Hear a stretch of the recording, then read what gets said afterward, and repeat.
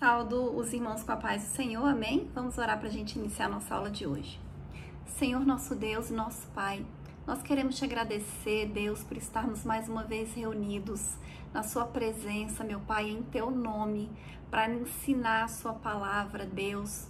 E em nome de Jesus, nós pedimos que o teu Espírito Santo esteja conosco, que teu Espírito Santo esteja nos conduzindo, nos capacitando, iluminando a nossa mente, meu Pai, o nosso entendimento, para que a gente possa entender, Jesus, a sua palavra, a sua vontade, que o Senhor venha nos capacitar, que o Senhor venha nos fortalecer, que o Senhor venha aumentar a nossa fé em nome de Jesus, que o Senhor repreenda em nome de Jesus todo o mal, todo o levante do inimigo, todo o engano, meu Pai, toda a enfermidade, Deus, tudo aquilo que não vem de Ti, Senhor, das nossas vidas, que em nome de Jesus, Deus, o Senhor aumente a nossa fé e nos abençoe para a honra e glória do Teu nome. É isso que nós te pedimos, Senhor, e te agradecemos em nome de Jesus. Amém?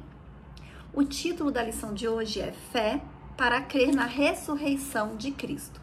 Nós vamos fazer a leitura que está em Lucas, capítulo 24, do 1 ao 7, que diz assim: E no primeiro dia da semana, muito de madrugada, foram elas ao sepulcro, levando as especiarias que tinham preparado. E acharam a pedra do sepulcro removida. E entrando, não acharam o corpo do Senhor Jesus. E aconteceu que, estando elas perplexas a esse respeito, eis que pararam junto delas 2 varões com vestes resplandecentes. E estando elas muito atemorizadas e abaixando o rosto para o chão, eles lhe disseram: Por que buscais o vivente entre os mortos? Não está aqui, mas ressuscitou. Lembrai-vos como vos falou, estando ainda na Galileia, dizendo: convém que o Filho do Homem seja entregue nas mãos de homens pecadores e seja crucificado e ao terceiro dia ressuscite. Amém?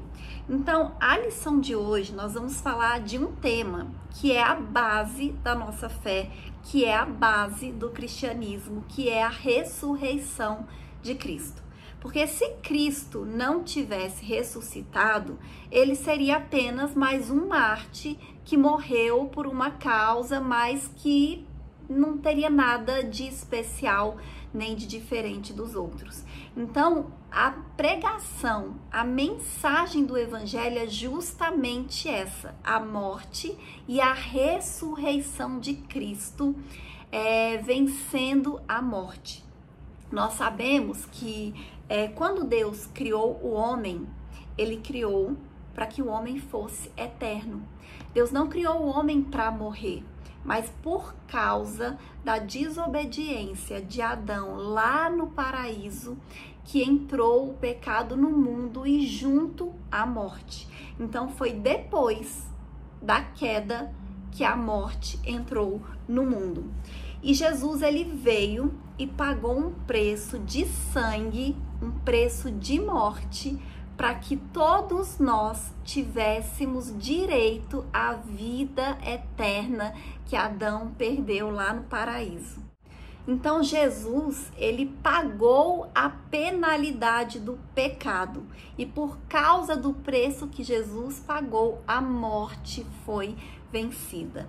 E o primeiro tópico da lição, ele diz assim: teorias a respeito da ressurreição. Então, assim, ao longo dos anos, ao longo da história, muitos homens, teólogos, filósofos, eles se levantaram para criar teorias para justificar, para explicar os motivos pelos quais não existe a ressurreição. Então, alguns deles afirmam que a ressurreição ela é um mito, algo que foi criado, algo que foi inventado pelos cristãos e que eles acreditam como se fosse verdade. Alguns desses homens que disseram nessa teoria de que a ressurreição é um mito, um deles foi Gotthold Ephraim Lessing e o outro foi Davi Friedrich Strauss. Então, os dois, eles afirmam que a ressurreição é um mito, que não existe razão para nós acreditarmos nisso, porque não existem provas e porque é algo que é verdadeiramente impossível. Alguns filósofos, inclusive influenciados pelo iluminismo, eles buscaram compreender a fé cristã a partir de pressupostos de que milagres eles são impossíveis. Então são assim, pessoas que querem justificar a existência de Deus, questionando a existência de milagres, como a gente até falou sobre isso na lição passada. Inclusive teólogos como esse que eu acabei de dizer, que é um teólogo alemão, ele desenvolveu a ideia da ressurreição como um mito, algo criado, algo inventado, algo que os cristãos eles criaram para poderem justificar a sua fé.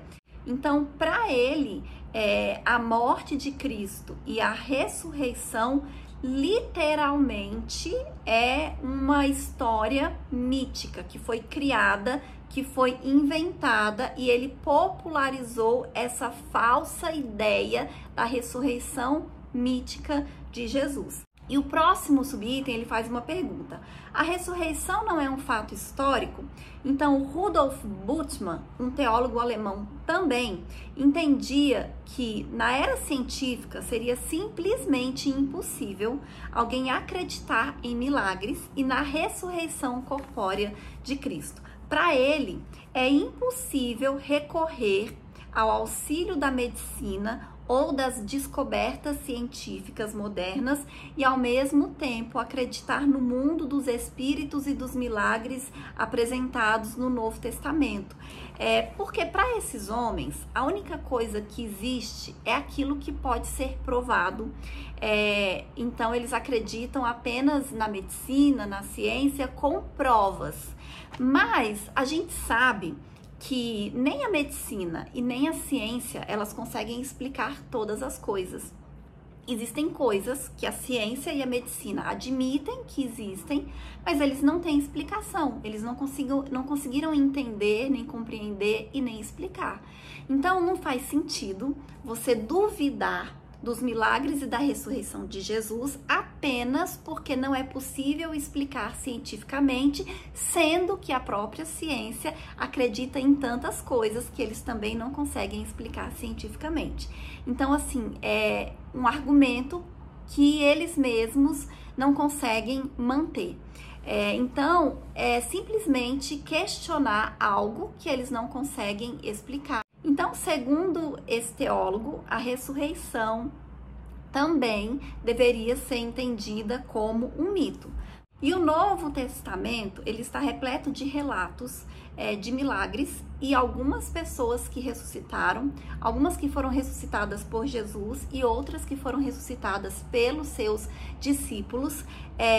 E o que está escrito nos livros, nas cartas, no Novo Testamento, foi escrito por pessoas que elas viveram aquelas experiências, né? Elas são testemunhas oculares ou que anotaram os relatos de testemunhas oculares, ou seja, mais de uma testemunha. Então, assim, são manuscritos, são textos, né, que têm uma certa comprovação, sim, né, histórica. As pessoas que ressuscitaram, que estão relatadas no Novo Testamento, elas voltaram a morrer, elas ressuscitaram ali, ficaram mais algum tempo vivas, mas depois morreram. Jesus, ele foi o único que ressuscitou e que não morreu novamente. E o próximo tópico diz assim: evidências da ressurreição de Jesus. A ressurreição de Jesus. Então, a ressurreição de Jesus, ela é uma das verdades fundamentais do Evangelho e a outra é a sua morte expiatória. Então, nós acreditamos na morte de Jesus na cruz e que ele ressuscitou. Nós acreditamos que Jesus, ele morreu pelos nossos pecados, ele morreu para pagar um preço de sangue pelos nossos pecados, para vencer a morte, para que nós fôssemos reconciliados com Deus, para que nós tivéssemos direito à salvação e à vida eterna. E sem a morte e ressurreição de Jesus, seria, como eu disse, apenas um ato heróico. Jesus seria apenas mais um mártir, como tantos outros que já aconteceram, como, por exemplo, Estevão, que morreu pela pregação do evangelho, né? Ele não negou a Cristo, ele morreu porque ele estava pregando a mensagem do evangelho. Então, a ressurreição, ela é a afirmação da divindade de Cristo, e sem ressurreição não existe a fé cristã, né? A ressurreição é a base da nossa fé. Nós cremos que Jesus morreu e que ele ressuscitou, e é por isso que nós temos direito à salvação e à vida eterna. O próximo subitem, ele fala assim: as evidências dos evangelhos. Então, Mateus, Marcos, Lucas e João. Os 4 evangelhos são 4 livros que foram escritos por pessoas diferentes, mas que contam as mesmas histórias, ou tem uma diferença entre um livro e outro, mas basicamente contam sobre a vida de Jesus, sobre os milagres que ele realizou, sobre a sua morte e sobre a sua ressurreição. Então, foram 4 homens diferentes que escreveram cartas, né, livros, em lugares diferentes. Eles não estavam juntos, eles não combinaram as histórias, escreveram em momentos diferentes, em épocas diferentes até, e são semelhantes. Então, é mais difícil a gente acreditar que eles inventaram essas histórias do que a gente acreditar de que eles realmente relataram fatos que aconteceram. Porque imagina, 4 pessoas diferentes escrevendo histórias inventadas sobre o mesmo homem, e todos eles escreveram praticamente as mesmas coisas, né? Então, é mais difícil a gente acreditar nisso do que acreditar que realmente eles viram o que eles escreveram, eles pegaram testemunhos e relatos de pessoas que viram, né, de testemunhas oculares, e registraram ali nos livros, nos evangelhos. Então, tem essa evidência dos evangelhos. E aí o próximo subitem fala sobre as evidências circunstanciais. Então, a base da mensagem pregada pelos cristãos do primeiro século é justamente essa: a morte e a ressurreição de Jesus.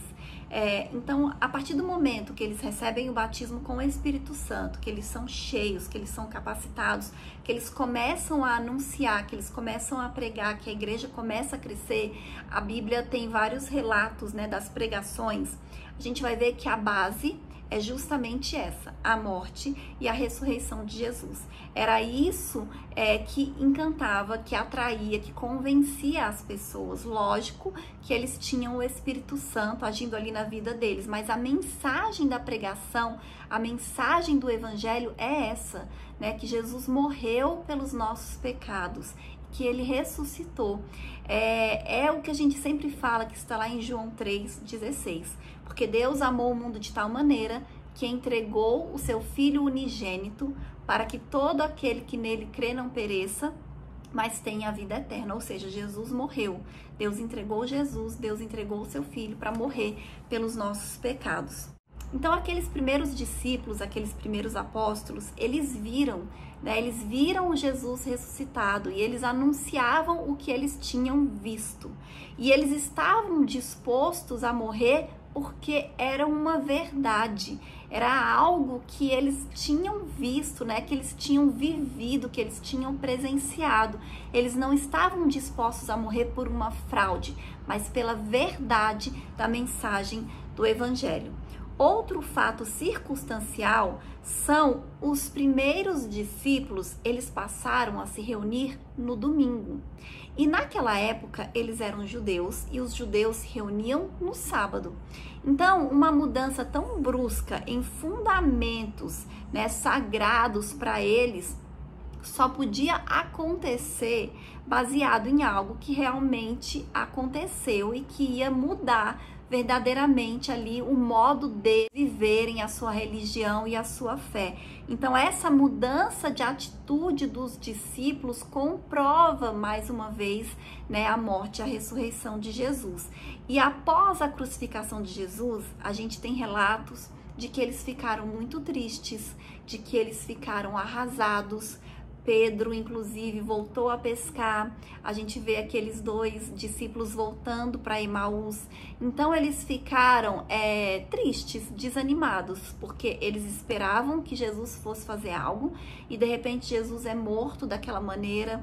Jesus é crucificado, humilhado, né? Imagina, naquela época, morrer na cruz era uma morte humilhante, porque era uma morte que era de bandidos, que era de ladrões.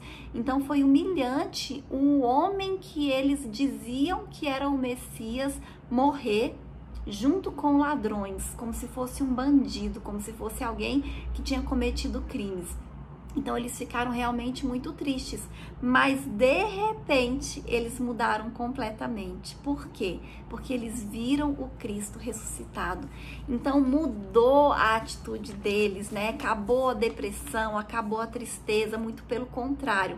Eles foram cheios de coragem, de ousadia, de fé, de palavras ali para anunciar o evangelho para todas as pessoas e para todas as criaturas.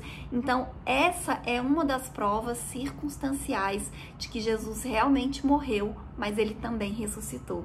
Amém? E o próximo item da lição diz assim: a natureza da ressurreição de Jesus. Uma ressurreição literal. Então foi o próprio Jesus, depois de ressuscitar, que afirmou: vede as minhas mãos e os meus pés, que sou eu mesmo, tocai-me e vedes, pois o espírito não tem carne nem ossos, como vedes que eu tenho. Então, no livro de Atos, tem essas palavras, no livro de Lucas, nos evangelhos. Quando Jesus ressuscita, ele diz essas coisas e os 4 evangelhos falam mais ou menos do mesmo jeito. Que Jesus apareceu, que pediu para que Tomé tocasse, porque Tomé duvidou. Diz que Jesus, inclusive, comeu com eles. Então, Jesus, ele tinha um corpo físico de carne e osso, que as pessoas podiam tocar, que as pessoas podiam ver. E uma prova mais forte ainda de que as pessoas viram, porque apesar de Jesus ter aparecido e ter pedido para as pessoas tocarem, para as pessoas verem, não foi Jesus que escreveu os evangelhos.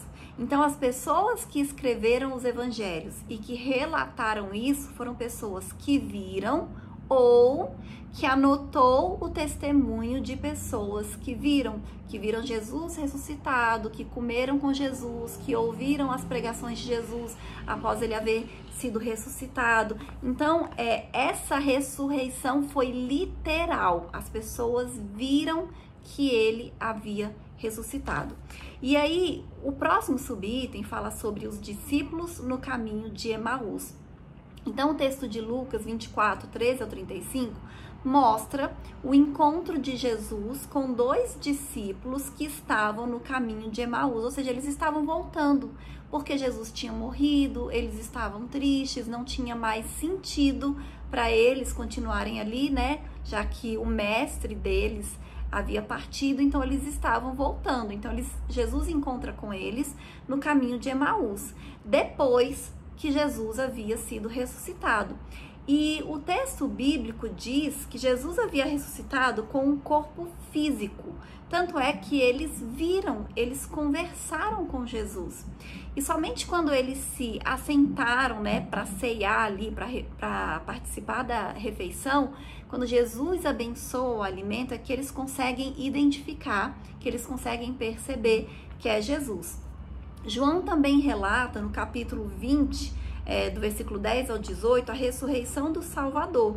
Então, nos relatos dos evangelhos, nós podemos observar que as pessoas para quem Jesus apareceu, essas pessoas, elas viram Jesus no seu corpo, elas conversaram com Jesus, elas tocaram com Jesus e Jesus até se alimentou. Então não tratava de uma visão ou de um sonho, não, elas viram, elas conviveram com Jesus ali durante 40 dias.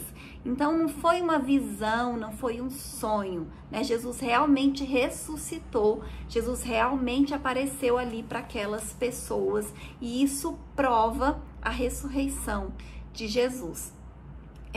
Eu vou ler a conclusão que diz assim: cremos que Jesus ressuscitou dos mortos e que ele é a cabeça da igreja. Entretanto, se alguém está determinado em não crer, nenhum argumento o convencerá.